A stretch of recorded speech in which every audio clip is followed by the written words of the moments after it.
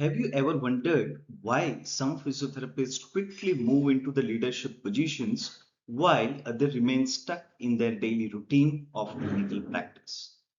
In today's video, I am going to share a simple yet powerful leadership framework that has helped me answer these questions. It combines the essential clinical foundations with the non-technical skills that distinguish leaders from the followers. I personally call this as ARCS plus SIT-PC Leadership Blueprint. So, hello everyone, I am Dr. Tarpan Shah and welcome you to the channel.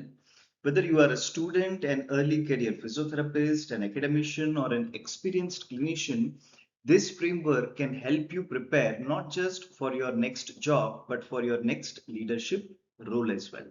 So, let's begin with the first foundation, ARCS.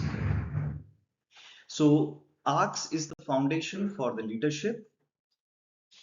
The first and perhaps the most important element is your A. Okay, that means attitude. A leader is recognized by how they respond to the challenges. Every workplace has problems, but leaders don't spend their energy in complaining. Instead, they focus on finding solution. Okay, a positive, growth-oriented, and professional attitude that inspire the confidence in the patient, colleagues, and management. Remember, skills may get you hired, but the attitude determines how far you will grow. Let's see the second skill, that is S, that is skills. The second pillar is skills. Leadership begins with credibility. If your clinical reasoning, assessment, treatment planning, and patient management are strong, people naturally begin to trust your judgment. As a physiotherapist, we must continuously refine our practical and clinical competencies because effective leadership starts with professional excellence. The third is K. The third component is knowledge. Healthcare evolves every day. New research, evidence-based practice, technology, rehabilitation, okay, and healthcare policies are continuously changing. A leader never stops learning. So here you need to remember the ARCS means A for attitude, S for skills, and K for knowledge.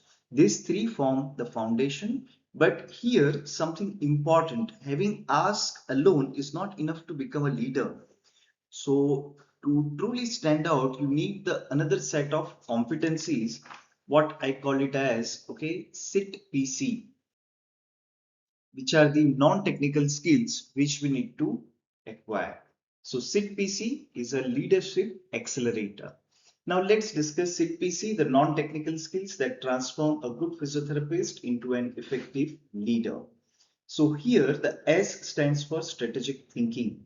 Leaders don't only think about today's patient, they think about tomorrow's clinic.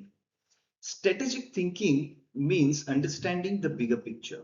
So when you begin thinking beyond your own treatment table, leadership opportunities naturally increases. I stands for interpersonal and intrapersonal relationship. So leadership begins with the self-awareness. Understanding your own emotions, strength, and weakness helps you make you better decisions. And equally important is building healthy relationships with colleagues, students, doctors, administrators, and patients.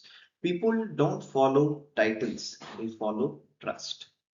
So next, T stands for talent development, means mentoring juniors, supporting colleagues, sharing knowledge, and helping others to reach their potential.